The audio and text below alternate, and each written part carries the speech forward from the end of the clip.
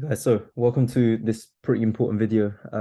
It's all about entries, and one thing that I've seen throughout this year, having this mentorship and everything like that, I've really realized this is something that comes up quite a lot, quite often with students. The whole idea of missing entries, especially with smart money concepts, you're going to see this come up quite often because whereas you compare it to you know, retail strategies, smart money concept is quite specific in its entries, right? So there's going to be times where we are missing trades. Now, what can we actually start to do about this? And that's what we're going to be talking about in this one. So, like I said, the problem with smart money concepts, many time we will actually miss the trades since we will be waiting on more of a specific zone.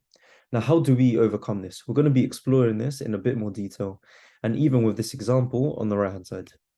So, step one, first step, before I even give you any actual answers to this question, except one thing, that you won't get into every single trade.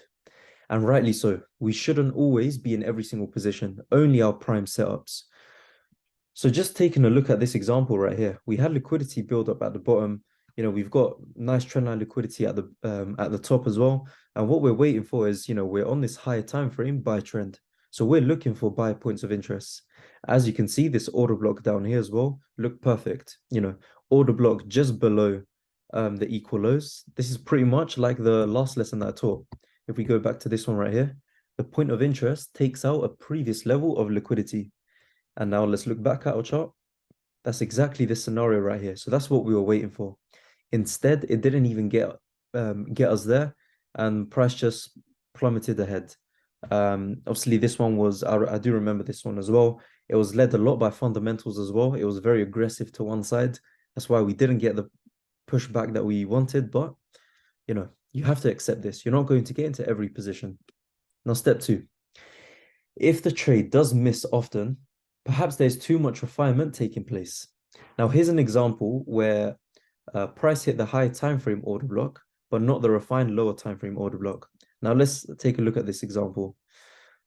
With this, we've now had a previous high up here. Price came back down, and then eventually gave us that primary change of character above this high. So now we can safely say that we're going to be looking for buys. Now, where do we look for buys? We would look at a more discounted area, right? And that's exactly where all of this price action is taking place. These order blocks right here. Now, if you really wanted to get into the trade, you could have just entered a limit where the top line is, and then the bottom line would have been your stop loss, and you would have been entered. And then obviously price would have gone upwards. But what I see with analysis sometimes is there's too much refinement that takes place, and you're waiting for this very, very extreme order block. Now, if we had this extreme order block being hit every single time, the market would look like a zigzag everywhere. And this isn't going to happen. You're going to get times where it just retraces a bit and then moves upwards. And the solution to that is this. Many times that order block is not being respected. But what we do see happening is that imbalance is respected quite often, especially on the lower time frames. We're going to be exploring this in a lot more detail in some of the next videos, talking about imbalances versus order blocks. But what I want to say here is, if we over refine every single time and we're waiting for the extreme order block, yes, it's very good for the risk to reward trade every time you do get in, but psychologically is going to affect you in the long term, especially if you don't stick to your plan. This is one thing. It's not a problem missing your entries. That's not the problem. The problem is having FOMO, fear of missing out, because you haven't entered there and then you enter on a bad setup.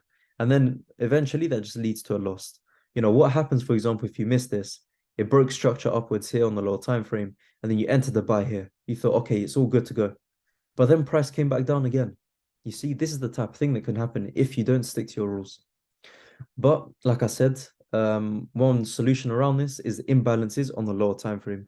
I'm going to explore that in a bit more detail in the next few videos, like I said. Then step number 4, if price misses us, then break structure upwards, we know we're still in an uptrend, right? So don't worry.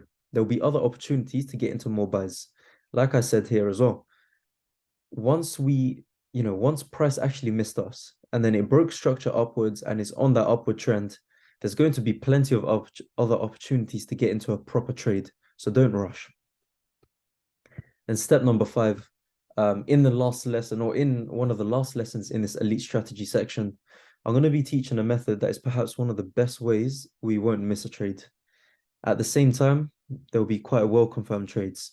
Now, this is pretty much what I call the engulfed entry. You see it not only in smart money concepts, but you do see it even in retail strategies as well. It's not something that's completely brand new, but it's something that definitely will increase our win rate in certain scenarios. And the confirmation to these trades is it's a lot clearer in a way. You know, once we do see it, we know that this is going to be a good setup. So there's obviously that to look forward to. But until then, these are the main sort of 5 steps that I do look at in how to avoid missing entries. You know, some of them, I say 5 steps. The first step is just accepting that you won't get into every single trade. But yeah, guys, that's pretty much it for this lesson. I'll see you all in the next one.